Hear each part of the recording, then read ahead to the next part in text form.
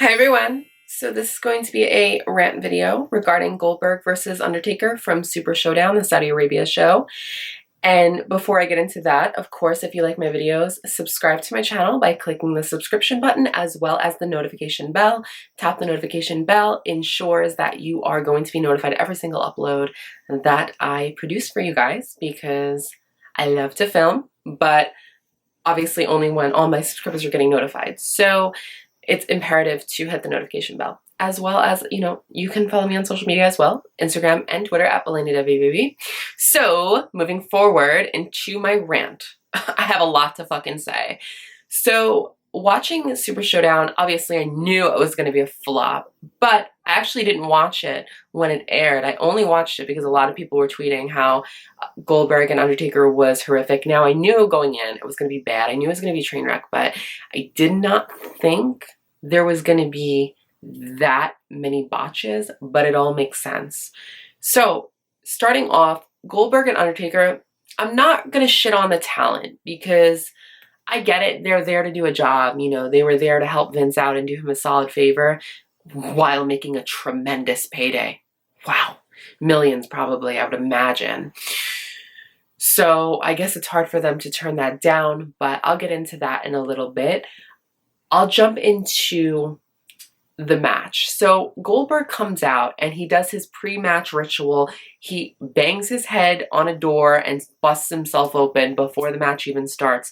Right there, I'm gonna have to drag you because how dumb are you to do that? Like, seriously, like, you're in your mid to early 50s, whatever you are, 52 or 53. Why are you doing that? You can't really afford a concussion at 52 years old. Why would you do that? That's just so idiotic and just dumb. So obviously he's not using his head or his brain cells. If he has any left, who knows? But the match finally begins after an elongated Undertaker entrance. We all know how long that is. And I have to be fair here. Undertaker botched first. I mean, one could argue, Goldberg hit the post too hard, the ring post too hard, and then that obviously made him bleed. But the true botch here was Undertaker tombstoning Goldberg on his fucking head. It was actually so insane to watch. Hopefully he just got a concussion, and unfortunately he definitely had to have gotten a concussion there because that was honestly insane. He dropped him right on his head, and that kind of screwed everything from there. A lot of botches from Goldberg took place after that. I have to say, before any of the botches occurred, they had a solid maybe 90 seconds in there. Goldberg hit a couple of good spears in the beginning. That's all I could say about this match. Once the botches started, Goldberg started to lose a lot of blood. He did a jackhammer to Undertaker on his fucking head and his neck. I felt so bad for Taker. There was just so many botches. It was just so god awful. I think it was 5 or 6 minutes and it was just terrible. And, it just goes back to me saying for so long, like, these legends, and I know a lot of people hate Goldberg and, they don't think he's a legend, but he is. He is a big name in pro wrestling. He's not known for his wrestling skills. He's just known for his dominating presence and his crazy streak in WCW. But regardless, I see him as a big figure in professional wrestling because he was that in the Attitude Era. And of course, Undertaker is a much better wrestler, don't get me wrong, but these guys are in their mid-50s and they do not have it anymore. They don't. Granted, yes, Goldberg is in better shape than Undertaker, I would say, but he still didn't have it, honestly, and they were gassed very quickly, and Undertaker looked so frustrated after the match. He knew that this wasn't it. This ain't it, Chief. And he knew that. He knew, and he was pissed, and I just feel like there comes a time where the wrestlers have to stand up for their work and stand up for their legacies, and they have to say that they don't feel comfortable doing this anymore. Granted, if they want to help Vince out or not, if they want the paycheck, it's an amazing paycheck. It's hard to turn down all that money, but there comes a point where you have to preserve and protect your legacy. And is this really the match that they want to be their final match and to have all their fans thinking and looking back, and when they do their research, that's going to be their final moments? That has crazy, terrible match. Like, I'm trying to find the right words, but it was an atrocity, you know? And is this really what they want to go out as, this shit match? Like, because it was honestly terrible. This is what their final match is comprised of, just awful botches, and it was just really hard to watch. It was very cringy, and I felt so bad for both talents, but at the end of the day, they both agreed to be there, so you can only feel bad so much, honestly. Taker, I have to say, a lot of people give the Undertaker slack. They cut him slack because, yes, he is so good. And, like, from the 90s, he was a great big guy. He was a good hand to have, you know. He was very deceptively athletic. He was good in the ring. You know, he was never really good on the mic, but he was good, an amazing character, right?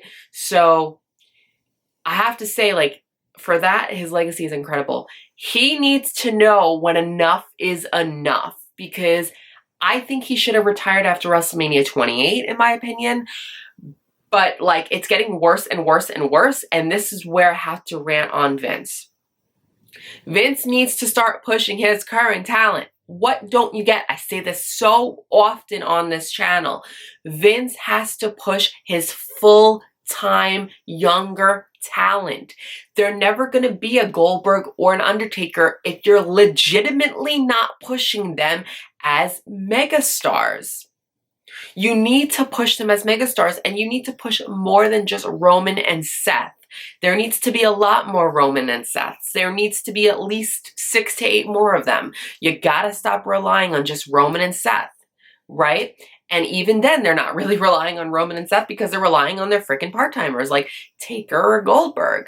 And, you know, enough is enough, because the trajectory Taker is going on, he's not going to be able to walk soon. Okay, that's how bad they're overworking this guy, and he only wrestles maybe once or twice a year at most, and even that, a 5-minute match, he can't do it anymore. Enough is enough, and I just think it's so disrespectful to these people's legacies.